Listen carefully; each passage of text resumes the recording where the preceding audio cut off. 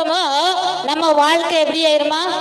நரகத்தை போல மாறிவிடும். அதான் பாஸ்டர் ஆராதனையில் எச்சரிச்சாங்க, நீ ஆராதனை ஒழுங்கா பண்ணலன்னா உன் வாழ்க்கை வருத்தத்தோட இருக்கும். அல்லேலூயா. இந்த எச்சரிப்பை நீங்க சந்தோஷமா ஏற்றுக்கொண்டு உங்க வாழ்க்கையை திருத்திட்டீங்கன்னா உங்க வாழ்க்கை சந்தோஷமா போகும். அல்லேலூயா, அல்லேலூயா.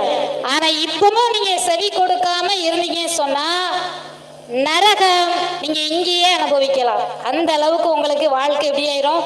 இருளாக மாறிவிடும், வேதனை நிறைந்ததா மாறிவிடும். நீங்க கொஞ்சம் ஆஸ்பத்திரிக்கு போயிட்டு வாங்க, ஐக்ரௌண்டு போயிட்டு வாங்களேன், எல்லா வார்டையும் கொஞ்சம் சுற்றி பார்த்துட்டு வாங்க. கர்த்தர் எப்படிப்பட்டவர் நல்லா தெரியும்.